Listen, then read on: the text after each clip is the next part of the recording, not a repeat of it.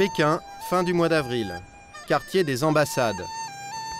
Le Petit Paris, un des restaurants fréquentés par les Occidentaux, vient de perdre une partie de son nom. Et la référence à la France a presque disparu. En ce moment, notre enseigne est en réparation. On a un petit problème technique. Problème technique pour le serveur, mais d'autres y voient une mesure de représailles contre la France. Car depuis 3 semaines, les Chinois sont en colère. Une poussée de fièvre patriotique qui a pris pour cible les magasins Carrefour, un symbole de la présence française. La police est là et tolère ces rassemblements, pourtant habituellement interdits en Chine. Une dizaine de grandes villes ont été touchées.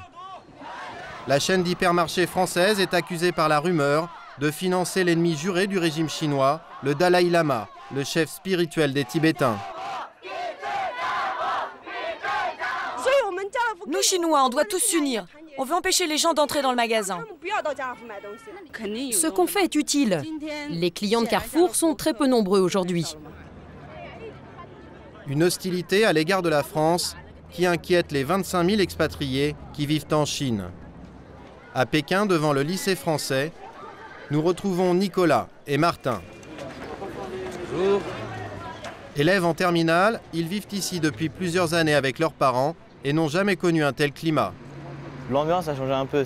Il y a quelques jours, c'était assez tendu et puis même, je me rappelle de vendredi dernier, on a reçu des SMS. Ouais, comme quoi il y avait des manifestations. Enfin, comme quoi c'était dangereux de sortir, donc on avait un peu carrément peur d'aller dehors.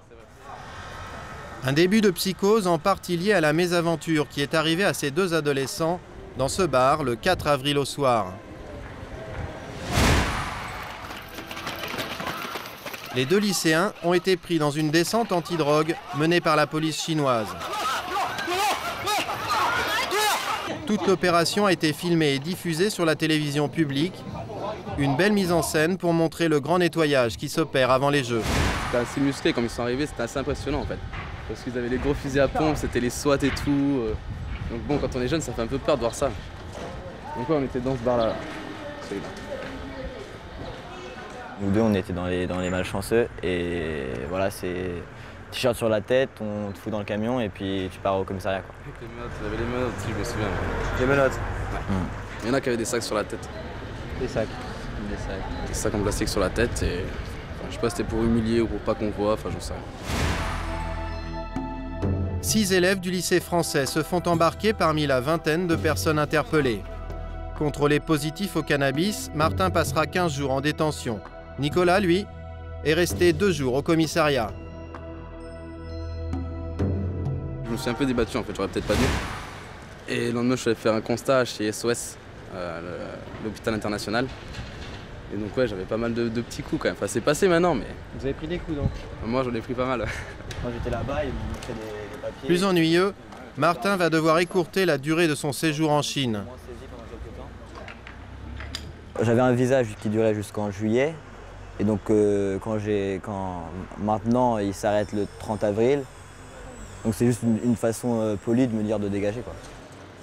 Je suis obligé de partir. C'est un peu embêtant quelques mois avant le bac, mais y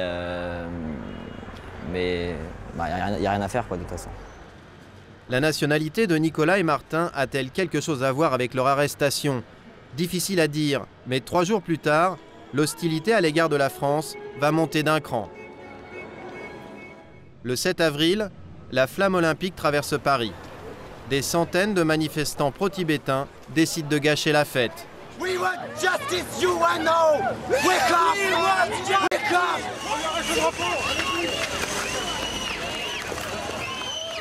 Dans la mêlée, Jing Jing, une athlète chinoise handicapée, est bousculée. De cette journée, c'est l'image que retiendront les Chinois. Ce qu'ils considèrent comme une agression les scandalise. La jeune femme devient l'héroïne de tout un peuple et l'incident vire au coup de froid diplomatique. Des émissaires français de haut rang sont dépêchés auprès des dirigeants chinois pour désamorcer la crise. Jean-Pierre Raffarin, mais aussi Christian Poncelet. Il y a 2 semaines, le président du Sénat vient même présenter ses excuses au nom du président de la République à la jeune athlète handicapée. Ce qui s'est produit à Paris le 7 avril a engendré dans votre pays de l'amertume. Je tiens à vous assurer que les incidents de cette triste journée, provoqués par quelques-uns, ne reflètent pas les sentiments de mes concitoyens pour le peuple chinois. Le gouvernement chinois appelle à la modération. Pourtant, ces derniers jours, la polémique n'est pas retombée. À Pékin, les clients des hypermarchés Carrefour continuent à penser que l'enseigne soutient les Tibétains. Si c'est vrai qu'ils ont soutenu le Dalai Lama, alors c'est illégal. C'est contre la politique chinoise. Alors je les boycotterai. Pour la Chine, il faut le faire. Carrefour, qui transcrit en chinois veut dire famille, joie et bonheur, ouvre 2 magasins par mois dans le pays. Ici, on vend même des poissons vivants. Tout est ajusté aux habitudes locales. Mais depuis le début de la crise, la direction refuse de s'exprimer. Nous filmons en caméra cachée. En ce jour de semaine, les allées sont loin d'être désertes. Pourtant, les clients continuent de recevoir de mystérieux messages sur leur téléphone qui ciblent des enseignes occidentales. Ces 2 jeunes filles acceptent de le montrer à notre traducteur, mais pas aux journalistes français. Je peux voir, pas toi. Ah d'accord. Sur les téléphones, sur Google, sur Internet, vous pouvez trouver ce genre de message. Le message dit le 1er mai de boycotter les magasins Carrefour et Walmart et le 1er juin les restaurants Kentucky Fried Chicken. Comment dire ? C'est une manière pour nous d'exprimer nos sentiments envers la France par rapport aux menaces de boycott des Jeux Olympiques. Nous attendons aussi des excuses de la part du président français.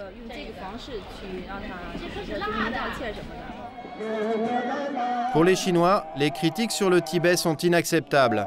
À leurs yeux, cette province fait partie intégrante de leur territoire. Cette chanson, par exemple, est à la gloire du nouveau train qui relie Pékin à Lhasa, au Tibet. Des chansons, des SMS, mais la riposte chinoise se fait aujourd'hui plus virulente. Et c'est bien la France qui se retrouve dans le collimateur.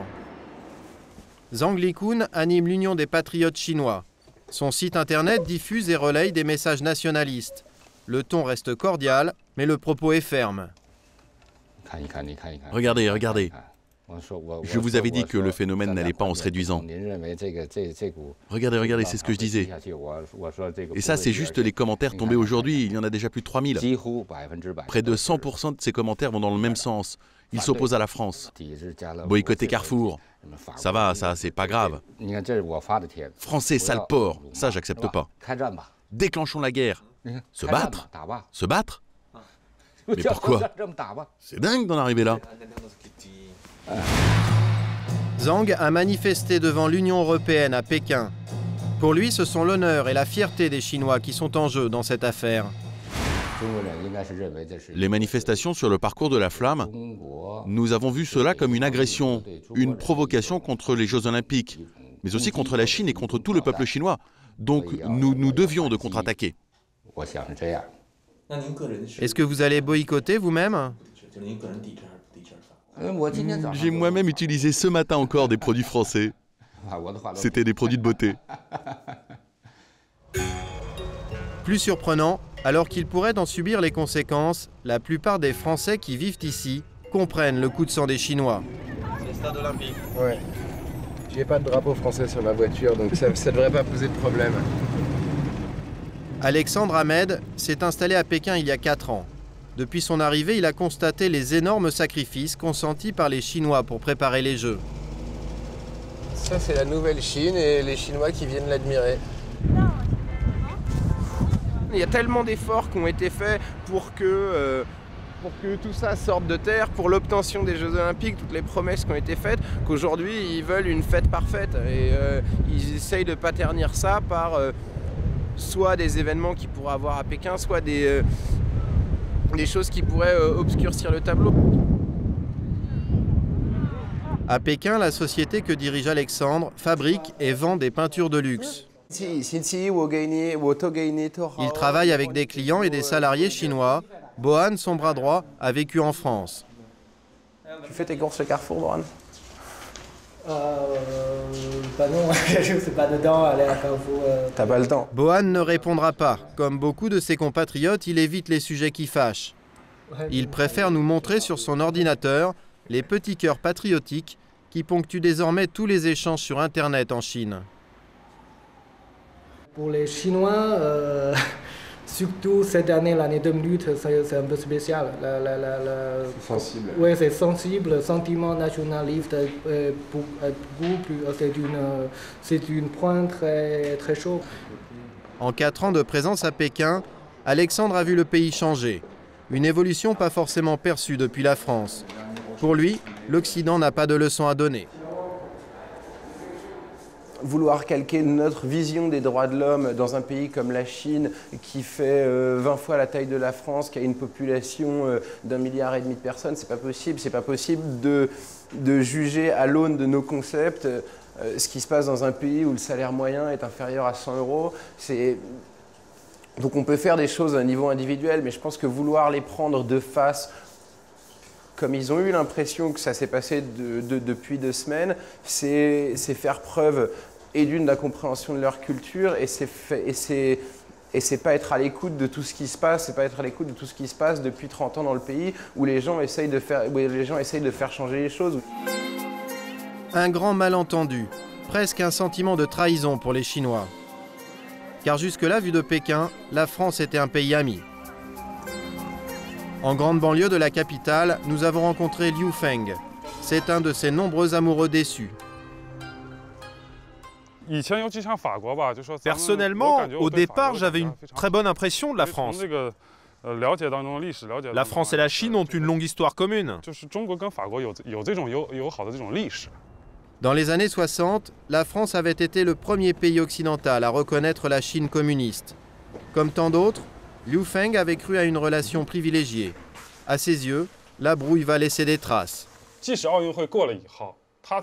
Même après les Jeux Olympiques, je pense que les relations franco-chinoises vont pâtir de tout ça. On va garder un souvenir triste. La France était notre ami. Et lorsque tu es trahi par un ami, ça fait encore plus mal que par quelqu'un que tu ne connais pas. Vous savez, beaucoup de Chinois connaissent l'hymne national français, la Marseillaise. Je peux vous la fredonner si vous voulez.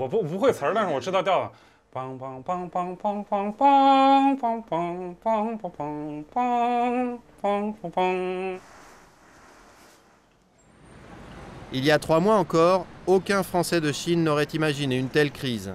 Sûrement pas Igor Darbo, consultant ici depuis 3 ans. Il avait misé sur les Jeux pour lancer la carrière musicale de son fils. Arman a 6 ans et enregistre son premier disque. Il chante Un monde, un rêve, en chinois, en anglais et en français. C'est le slogan des Jeux.